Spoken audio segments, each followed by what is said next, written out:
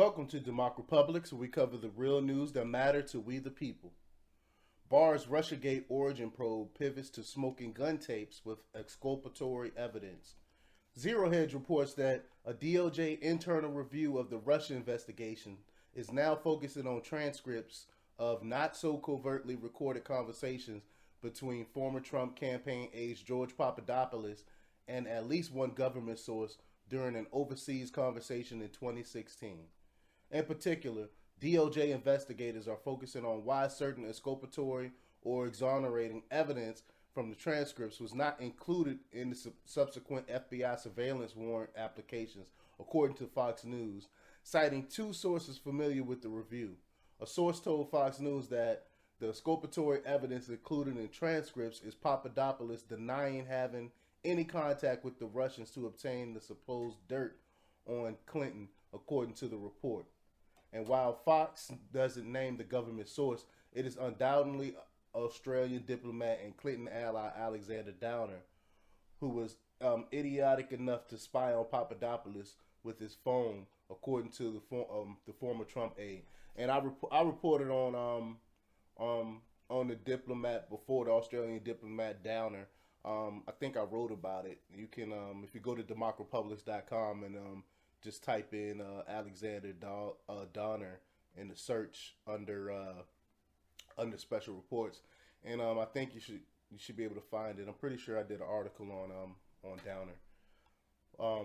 But George Papadopoulos tweeted, "Have been in contact by about a dozen Australian journalists for comment on Clinton errand boy Alexander Downer, and him being idiotic enough to spy on me with his phone. The transcripts of my meeting with him will show Australia was willfully trying to sabotage Donald Trump."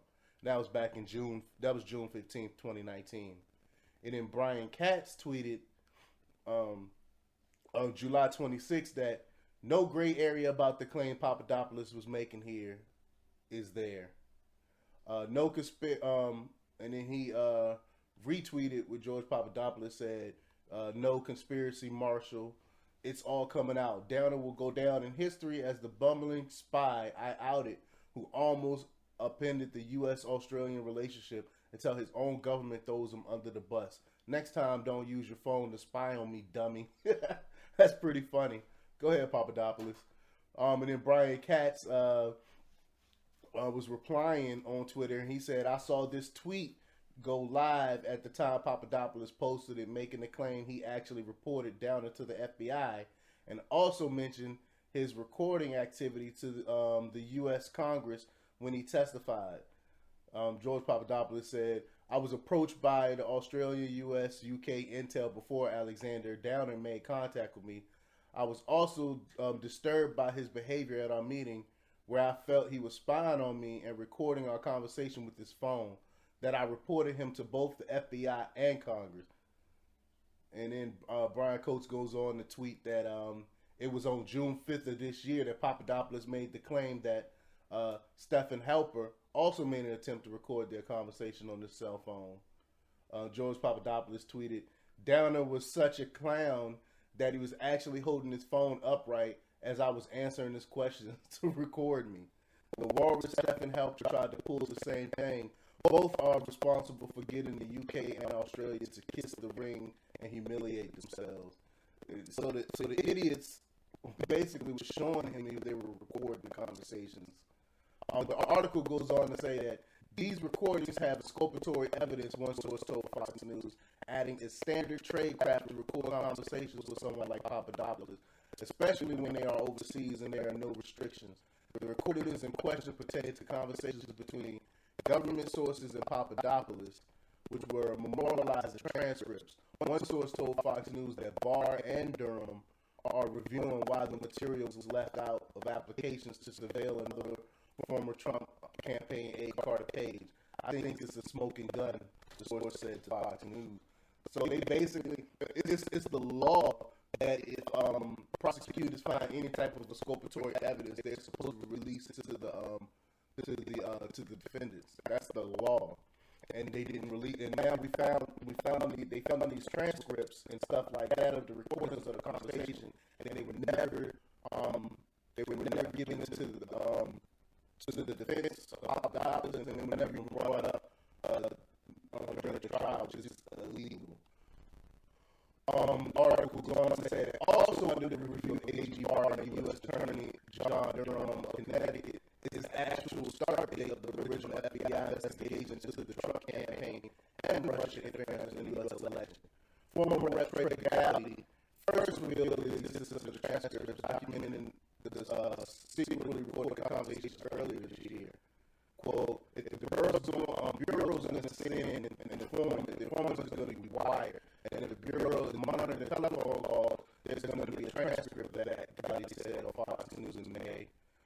Some of us have been fortunate enough to know whether or not those transcripts exist, but they haven't been made public. And I think one of them in particular has the potential to actually persuade people to continue adding. Very little in this Russia probe, I'm afraid, is going to persuade people who hate Trump to love Trump. But there is some information in these transcripts that have potential to be a game changer if it's ever made public. So I'm wondering what exactly is Gowdy alluded to here. Some type of evidence that he's aware of, because he must have saw it, but some evidence that he's talking about that could actually blow this whole thing wide open.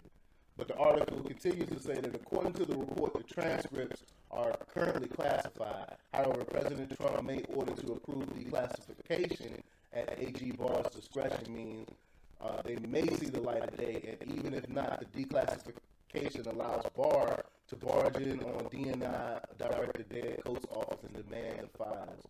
A source told Fox News that without the declassification order signed by Trump, Director of National Intelligence Dan Coates was not going to give anyone access to the files or concerns for protecting sources and methods. But another source told Fox in May that Coates, along with CIA Director Gina Haspel and FBI Director Chris Wray, are all working collaboratively with Barr and Durham on the review. Barr and Durham are also trying to pinpoint the actual start date of the investigation, according to a source. As passionately laid out by Rep. Jim Jordan during this week's Mueller testimony, the FBI officially opened the Russia investigation after Papadopoulos told Downer about a rumor told to him by Clinton Foundation member Joseph Misfit that Russia had dirt on Hillary Clinton. Do y'all understand that right there? The Papadopoulos first met with Joseph Misfit, who said, hey, there's some information out there. There's some dirt on Hillary out there. And he's the one that brought it up. And that's where the whole thing started from, with Papadopoulos. And Papadopoulos, in turn, may or may not have mentioned it to Downer. But he got that information from Joseph Misfit. So that's where the whole thing comes from. The whole thing was a setup because Joseph Misfit was a intel asset. Straight up intel asset. And he's the one that was brought up the whole conversation with the whole Clinton dirt. So the whole thing was started out by someone in the intelligence community. The article goes on to say, that being said, some have suggested that the FBI probe began long before Downer report to the intelligence agency. Of course, the whole Misfit thing, what I was just saying. On Wednesday, House Intelligence Committee ranking member Devin Nunes challenged former Special Counsel Mueller over when the investigation started. Quote, the FBI claims the counterintelligence investigation of the Trump campaign began on July 31st, 2016. But in fact, it began before that, Nunes said. In June 2016, before the investigation was officially opened, the Trump campaign associate Carter Page and Stephen Miller invited and attended a symposium at Cambridge University, July 2016.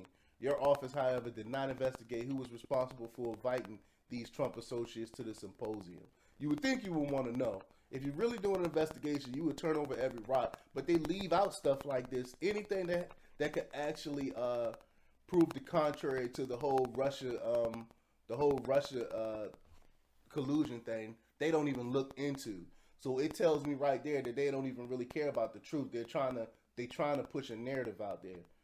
But the article goes on to say that maybe a better course of action is to figure out how the false accusation started, said Jordan on Wednesday, adding, here's the good news. That's actually what Bill Barr is doing, and thank goodness for that. And I agree. Thank goodness that someone's actually looking into this. But let me know what you think. Leave your comments below. Like, share, and subscribe.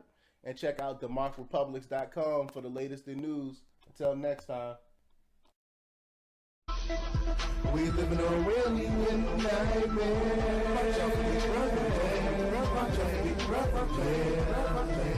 We live in a really nightmare.